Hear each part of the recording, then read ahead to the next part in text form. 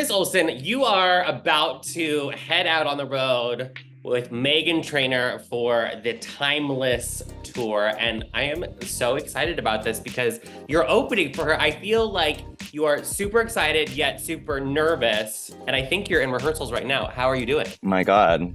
I haven't even told you super excited and super nervous, so the intuition on you must be strong. And also, it's like, well, what are you going to expect for someone who hasn't performed since college? I'm currently in the rehearsal studio, and I am super excited. I went to school to get my BFA in musical theater at Berklee College of Music in Boston, which is another weird connection that Meghan and I have because she did a summer program at Berklee one year. And truly, in the universe, like Meghan and I were meant to be together in so many ways. We have similar places we grew up.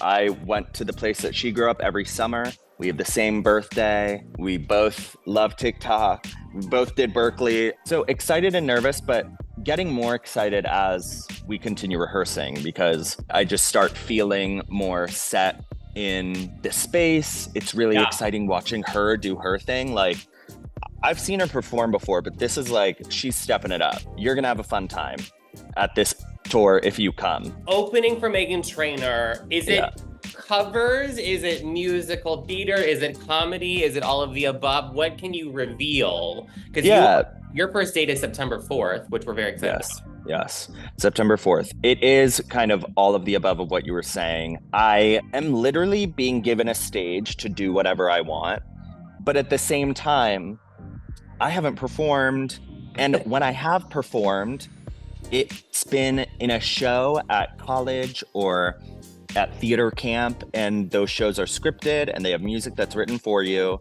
And so creating something of my own, kind of like my own show, was never something I even knew how to do. So I've had conversations with a lot of different people who have toured before. I've had conversations with different creative directors, some people who have helped out with like Olivia's tour that's going on right now, Pink's tour where she's flying through the air, like some people who really have good insight on how to create something from scratch. And I think those conversations have really inspired me and informed me on what I want to do, and also taken the pressure off, realizing like I'm up there to have fun and to hype everyone up for Meghan Trainor. Like, I'm opening, but it doesn't have to be all about me. I can always reference the girl who's coming out later if I want. But I'm gonna sing some musical theater, a hundo P, because that's where my heart lies. And even though Meghan surprisingly isn't a musical theater girl, like I'm converting her. Like, she's gonna be a Broadway baby by the end of this. The musical theater, some comedy, some like a lot of references to the things I do in my videos, but ones that specifically I know can like translate over onto a stage, you know? I won't be able to have Cole on stage and jump on it like I do with some of my videos, you know? Like, I guess I could do the jumping in heels, but I don't want to break a leg in front of everyone either. So I'm picking and choosing and putting things together in the way that will translate the best on stage, but also in the way that I'll have the most fun, and I think everyone else will have the most fun. So that, I feel like, encapsulates it well enough without giving a lot away. And I think it's, I think like, you know, a lot of people I see a lot of people online say like, what the fuck is he even gonna do? Talentless influencer bitch. And I'm like, well, we're gonna wait and see, I guess. Yeah. And if you consider it a flop, then that's really none of my business. I'm still the one on stage having a great time. And honestly, I want everyone else to have fun, but if I don't die, I'll consider it a success. I don't know how anyone can not have fun with the two of you. I mean, it's gonna be great. I appreciate that. Yeah, I mean, and also like I was thinking, not necessarily for this opening, but if you were ever, in theory, in your life, to do a cover of a Meghan Trainor song, have you figured out what that would be? Like I'm Gonna Lose You. Yeah, 100%. We're gonna go that route, okay. Ballad, of course. I'm not really a pop, like, Meghan actually said, she was like, I'm gonna write you a gay pop anthem for this tour, and you're gonna debut it, and we're gonna dance around on stage, and I'm gonna get dancers for you and all that. And I was like, Meghan, I love you so much, but right now, I think I'm like an Adele, not a Beyonce. And that is not me saying either one is more talented or less talented. And I'm also not saying I am as talented as either of those fucking incredible women. But I'm a stand in my power. I'm not out dancing. Unless we want to make it a joke. Like, I can't, that's not going to be something. Her ballads are also so beautiful. When everyone says all of our songs sound the same, I'm like, listen to the discography, babes. Yes, she has a signature style, but also one of her most popular songs, her most streamed song on Spotify, is her ballad with John Legend. And I know. Yeah, I was just gonna say that. Yeah. I know, like, I don't know if I would ever want to sing it with her, because that would be me trying to compare myself to John Legend, and like there's a reason his last name is Legend, you know what I mean? But I would love singing it on my own at one point and trying to make it my own. But that's the song I would pick, I think. I think that's a good one. And I love the ballad route. I think it's so funny. I was realizing, because I think, you were talking about the similarities that you two share. And I feel like we've known you all, both of you, for so many years. And then I was like, wait a second, she's only 30. You're only, I think, 26, right? 26, yeah. But I feel like, it's been like a decade of knowing you all. So what kind of... It feels like it. Right? Like, at least. Yeah. Like, I mean, what kind of stuff have you learned from each other when it comes to, she's a mom now with two kids. And I think she's got probably a lot of life lessons, a little bit older than you. 100%. Yeah, like curious, like some of those combos. I mean, she has been in the game for like 10 years now. All About That Bass just had its 10th year anniversary. So she has so much wisdom on how to navigate this industry. But also, I think we teach each other things in the industry as well, because she doesn't know the side of like social media specifically, and how blowing up on there gives you a different kind of relationship with people than being a pop star, like right. when she got big, like social media was a thing, but the music just caught on the radio and started playing, and like now it's a completely different game. But I've learned so much from her professionally, but also personally. Like, she met Daryl a while ago. They got married when they were 25.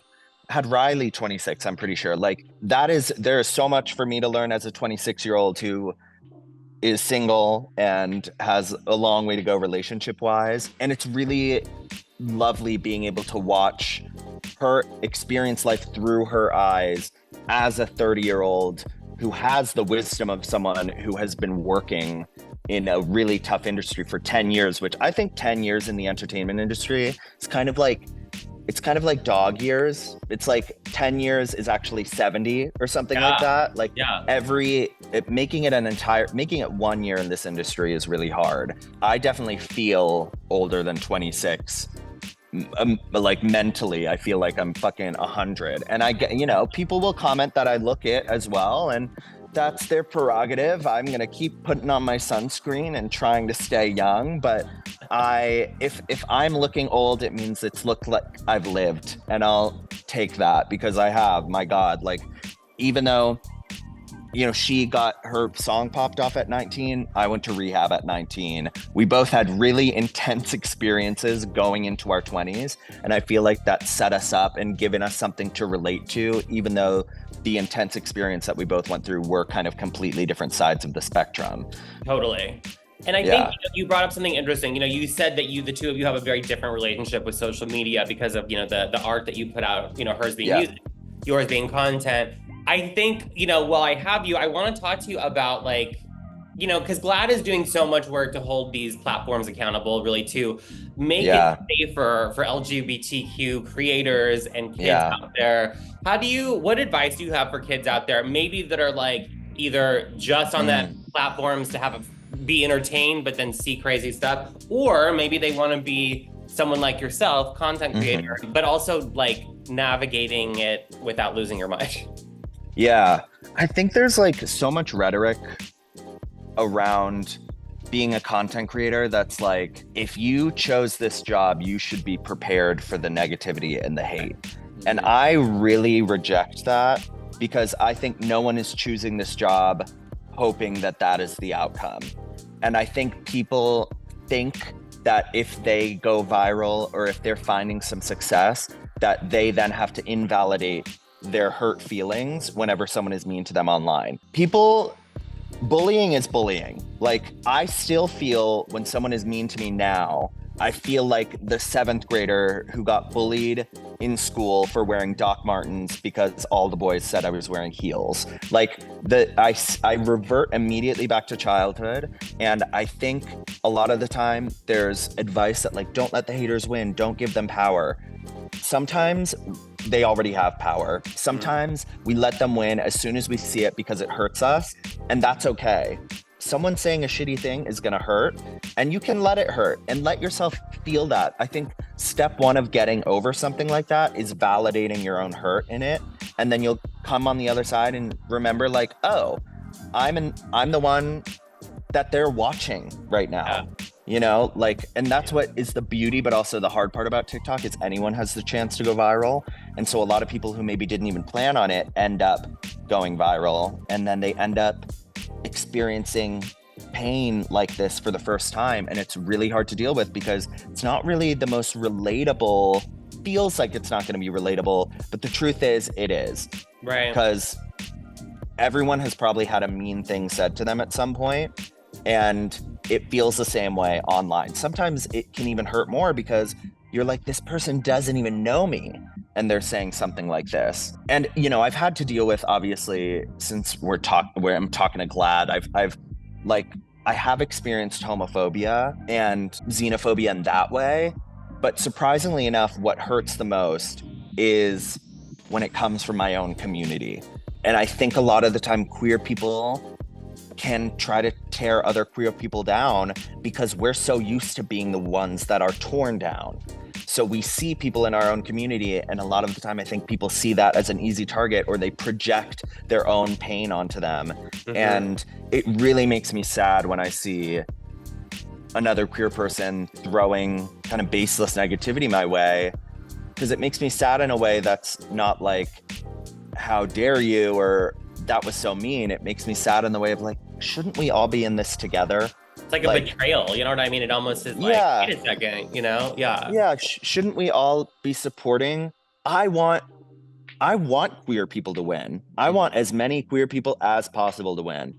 It's so fun when I see a loud and proud queer person get a viral video or start blowing up. That's exactly what we were looking for as kids. We wanted representation in every corner. And I'm not saying by being queer, then you inherently have to like other queer people's personality and think they're fun and cool. But it's a little easier to maybe not be outwardly negative towards them if there's not something specifically problematic that's happening there. And so that's kind of like that long-winded answer of advice of what to do just as a viewer or as someone who's wanting to create content. I think just also be kind to yourself. It's still new for all of us. It'll continue to be new because social media also changes like every 3 days / year, you know? So forgive yourself when it's feeling hard. Well, I appreciate that. And I think it was very well said. You know, I'm looking at where you physically are right now in this moment. So you are rehearsing, correct? Yes. I mean, look at this. We're in the rehearsal studio.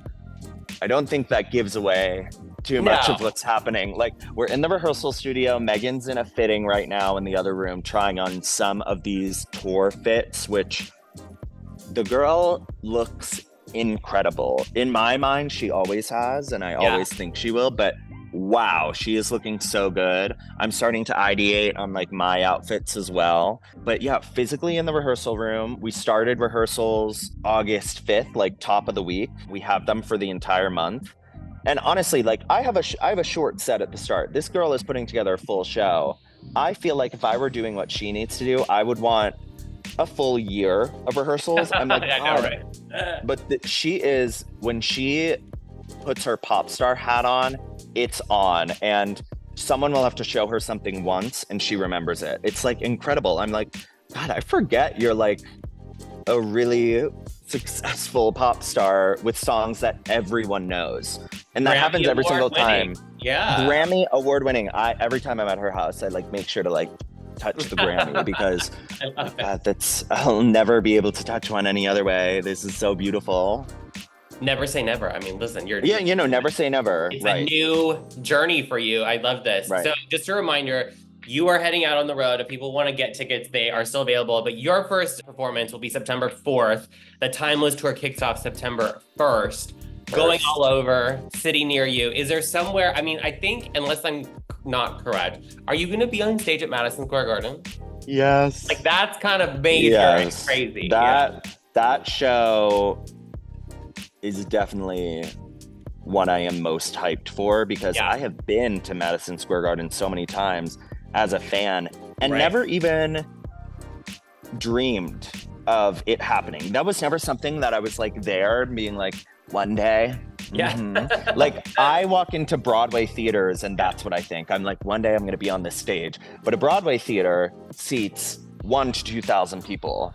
MSG is like 20,000 plus. Wild. Would never have expected that. And I feel like I'm going to kind of black out on stage. I'm not going to know what's going on because that's just truly just something I never even dreamed of. And I'm so grateful that she is giving me the platform to do so. So many of my friends are going to be there. So many people I've looked up to that I'm now friends with are going to be there. And while I'm really excited for that show, I'm excited to also like travel the country and go to places I never thought I would go, like Arkansas. Like what's going to happen there? But there are, I'm excited to meet my Arkansas queers as well. Like we are here for you. We're here. We're loud and proud. If you want a night of a safe space, come to the Meghan Trainor concert in Arkansas, Yeah, no, that's great. Well, remember to enjoy it, even at MSG, even if you black out a little bit. But Chris, I'm so excited for you. Thank you so much for the time. I'll let you get back to rehearsing. Thank you. Right now. Yes. Countdown mode. But yeah, I really appreciate it. And I'll see you out there.